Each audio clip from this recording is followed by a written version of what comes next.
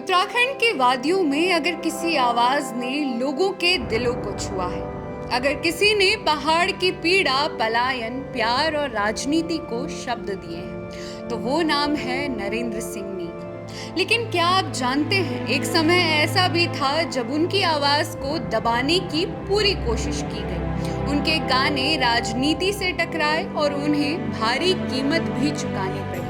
राज विरोधी रे सदन पर राज गदी प्यारी रे नो छमी नारेणा। और सबसे बड़ा सवाल, क्या सच बोलने की सजा मिलनी चाहिए? आज हम जानेंगे उनकी पूरी कहानी, उनका संघर्ष, उनका डाउनफॉल और उनकी बेबाक आवाज। ये सिर्फ एक सिंगर की कहानी नहीं है, ये पूरे उत्तराखंड की कहानी है। उनके जब तक पैर चल रहे हैं भैया, मुझे काम करने दो। जाऊंगा तो मंच में ही जाऊंगा, मैंने कहा मुझे ये काम करने दो।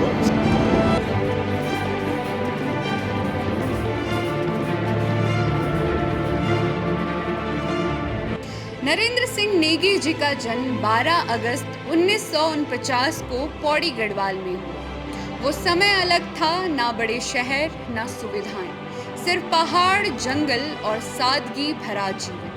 बचपन में उन्होंने देखा कैसे लोग रोजी रोटी के लिए पहाड़ छोड़ रहे हैं, कैसे माँ अपने बेटे का इंतजार करती थी, कैसे एक पूरा गांव धीरे धीरे वीरान हो जाता था। यही दर्द आगे चलकर उनके गीतों में ढल गया। हमारी खुद अब कहते नीलगनी। नेगी जी को संगीत किसी स्कूल से नहीं मिला, उन्हें संगीत मिला खेतों से, त्योहारों से, लोक परंपराओं से।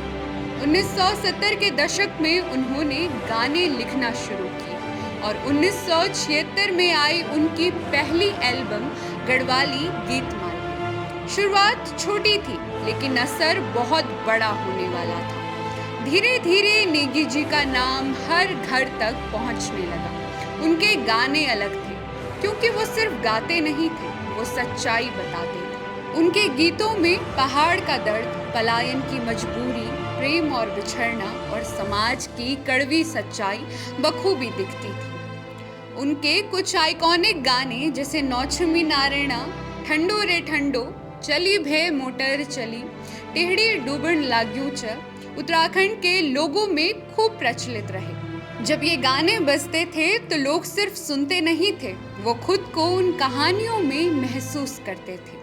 नेगी जी की सबसे बड़ी ताकत थी उनकी सच्चाई, जो कभी भी सच बोलने से नहीं डरी। उनके गीत सिर्फ एंटरटेनमेंट नहीं थे, वो समाज का आईना थे। यदि आप आज भी उनके गाने सुनते हो तो आपको नेगी जी के गाने में मुद्दे बार बार उठते दिखाई देंगे, जैसे पलायन, बेरोजगारी, भ्रष्टाचार, टूटती संस्कृति, महिलाओं की स्थिति। उदाहरण के लिए उनके द्वारा गाया गया गाना टेढ़ी डूबण लाग्यू च, टेढ़ी डूबण लाग्यू चा बेटा। ये गाना सिर्फ टिहरी बांध की कहानी नहीं है, ये उन हजारों लोगों की कहानी है जिनका घर, यादें और पहचान पानी में एक क्षण में डूब गई। सोचिए, जब आपका घर ही खत्म हो जाए तो इंसान के पास बचता क्या है? यही सवाल नेगी जी ने अपने गानों से पूछा। अब आते हैं उस दौर पर जहां एक कलाकार सिस्टम से टकरा गया। साल 2007 नेगी जी ने एक गाना रिलीज किया, नौछमी नारायण।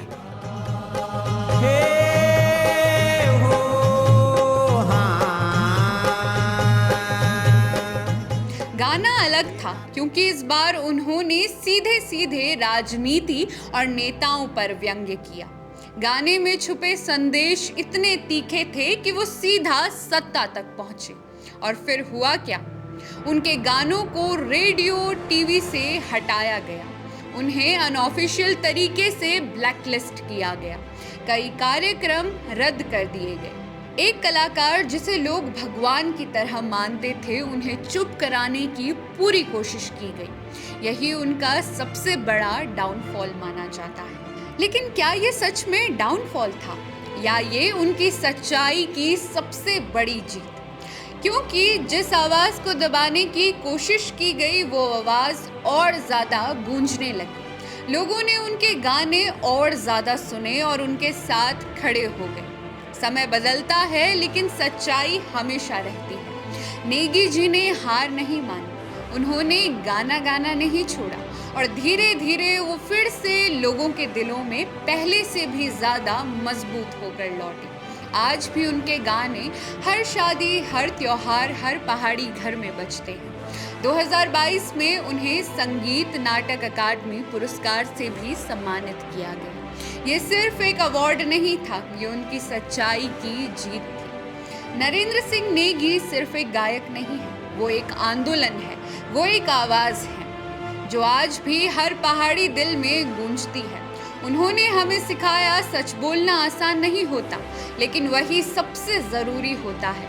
आज के कलाकार सरकार के डर से, राजनीति से कोसों दूर रहते हैं, लेकिन नेगी जी ने सरकार की आंखों में आंखें डालकर अपनी कला के माध्यम से सवाल पूछने की हिम्मत की। इसलिए ही तो उन्हें गढ़ रत्न की उपाधि दी गई, उत्तराखंड का ऐसा रत्न जिसकी चमक से बड़े बड़े राजनेताओं की आंखें तक चौंधिया गई।